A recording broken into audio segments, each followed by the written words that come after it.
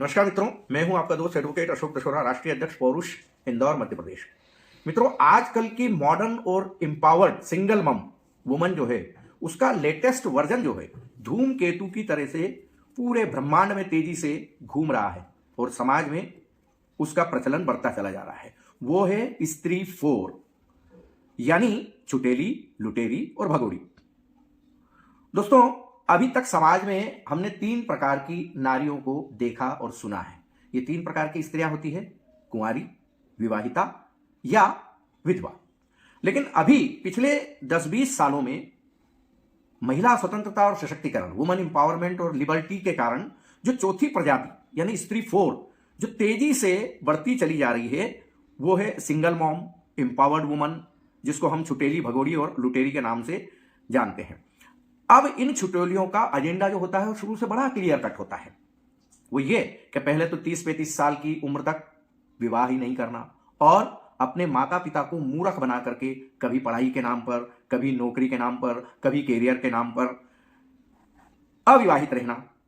बाद में इस दौरान कई बॉयफ्रेंड बना लेना, कई बॉयफ्रेंड से सेक्सुअल संबंध स्थापित कर लेना, शराब, सिगरेट, नाचना, गाना, अटकना, मटकना, चटकना, लाली, लिपस्टिक, भटकना, ये सारे कृत्य करते हुए, ये सारे कुकर्म करते हुए अय्याशी के साथ में अपना जीवन व्यतीत करना। जब 10-15 सालों तक अपना जी भर के, अपना मन भर जाए ये छिनाली करते हुए, व्यभिचार करते हुए, कुकृत्य करते हुए, तो उसके बाद अपने माँ बाप को फिर से मूर्ख बना करके समाज के किसी संस्कारवान लड़के, जो कि बड़े पैकेज वाला हो, बड़ा व्यापारी हो, उद्योगपति हो या अमीर ज्यादा हो, उसके साथ में शादी करने का प्रस्ताव रख देना।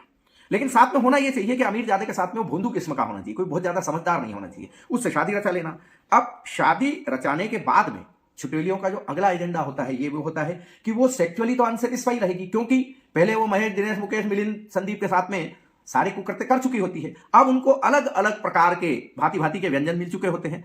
अब घर की रोटी खाने में क्या मजा आएगा, पर चूंकि भारतीय नारी है, संस्कारवान है ना, अपने मुंह से बोल नहीं सकती है, इसलिए। और फिर ये वो देश है जहां पर यत्र नार्यस्तु पूज्यन्ते रमन्ते तत्र देवता की अवधारणा है। नारी को जरूरत से ज्यादा सम्मान दिया जाता है ना। नारी वंदन करने वाले भी घूम रहे हैं इस देश में, बड़े बड़े लोग।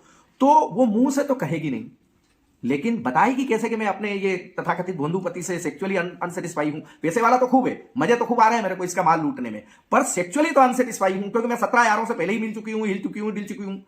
तो अब क्या करूंगी मैं कि अब अपने पति और ससुराल वालियों के ऊपर झूठे दहेज के, 498 के, घरेलू हिंसा के, है ना, 406, 323, 294 और कभी कभी 376 और 77 का झूठा केस लगा करके, और फिर अपने ससुरालियों को इशारों में बता दूंगी कि मैं अपने पति से सेक्सुअली अनसेटिस्फाई हूं।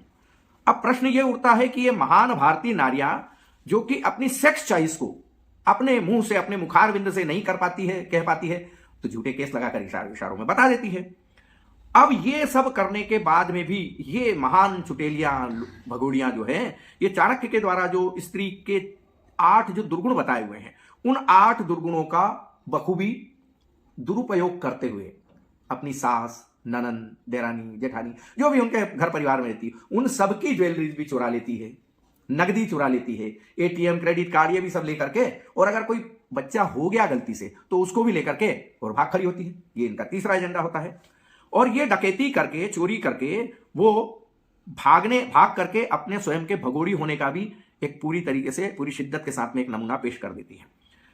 अब अगला एजेंडा उनका यह होता है कि चूंकि वो इंपावर्ड वुमन है, लेटेस्ट वर्जन है, तो वो अपने आप की नाक न कटे, अपने बाप की नाक न कटे और अपने ऊपर कोई तोहमत न हो, इसलिए मन मार करके अपनी वर्जिनिटी को या अपने क्वार खाद के ढक्कन को खुलवाने का बहाना करने के लिए मन मार करके अपने पति से एक आध बच्चा जो है जनवाई लेती है, ताकि कम से कम ये रहे समाज में कि नहीं भाई, ये जो है बाखरी भैंस नहीं है, मतलब बांझ नहीं है सीधे शब्दों में। अब ये तो उसका एजेंडे में शामिल चीज है। अब उसके आगे की योजना उनकी ये होती है कि भाई बच्चा तो जनवा लिया, लेकिन जब मैं झूठे केस लगा दूंगा तो बच्चे लेकर के भी भागूंगी, और बच्चे लेकर के जब मैं भागूंगी तो अपने पति को इतना त्रस्त कर दूंगी, अपने बच्चे को देखने से इतना उसको परेशान कर दूंगी कि वो छटपटाता रहेगा, रोता रहेगा, बिलखता रहेगा, लेकिन बच्चे से नहीं मिलने दूंगी। और खुदा ना ख्वास्ता अगर वैसे तो जुडिशरी पूरी इंक्लाइंड है महिलाओं के लिए, है ना। बच्चा अगर बाप मिलेगा तो असहज हो जाता है, इस तरह के फैसले दिए जाते हैं। और अगर बाय द वे अगर विजिटेशन मिल भी गया, कस्टडी तो मिलती नहीं है, तो फिर इतने सारे बहाने बनाऊंगी कि पति हैरान परेशान हो जाएगा और बच्चे से नहीं मिलने दूंगी। और कभी मिलना पड़ भी गया तो हम उस महान छुटेलियों की तरह हो जाएगी, सूचना सेठ की तरह, कि अपने बच्चे के टुकड़े टुकड़े टुकड़े करके सूटकेस में भर देंगी और उस मासूम का कत्ल कर देगी। और जो है पिता अपने पुत्र विछोह के कारण तड़पता रहेगा, तरसता रहेगा। अल्टीमेट वो भी अतुल मोदी बन जाएगा या पुनीत बन जाएगा, जैसा कि हाल ही में दिल्ली में हुआ है, और वो बेचारा फांसी पर लटक के आत्महत्या कर लेगा। अब प्रश्न ये है कि इस तरह की छुटेलियों को, इस तरह के स्त्री 4 के वर्जन को हम दूर से ही राम राम कर लेते हैं, क्योंकि इन छुटेलियों के लिए एक शेर में अर्ज करना चाहूंगा कि हसीनों से न दोस्ती अच्छी न दुश्मनी अच्छी, हसीनों से न दोस्ती अच्छी न दुश्मनी अच्छी, इनसे फकत दूर की साहब सलामत अच्छी। तो दोस्तों, आप भी सभी लोग सरकारी भूपुओं की तरह नारी वंदन करते रहें, नारी का सम्मान करते रहें, मगर स्त्री 4 का नहीं। क्योंकि अगर आपने स्त्री 4 का नारी वंदन किया, नारी सम्मान किया, तो जो नारी वंदन का भोपू बजाते फिर रहे हैं राजनीति में, वो भी आपको जन्नत से दोजख की तरफ जाने से नहीं रोक पाएंगे।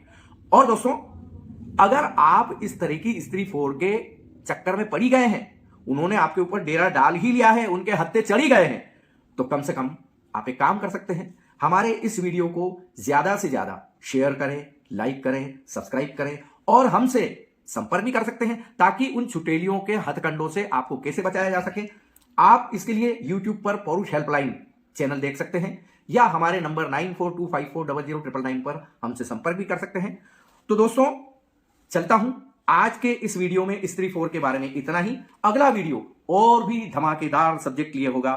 तब तक के लिए नमस्कार, जय हिंद, जय भारत, जय श्री महाकाल।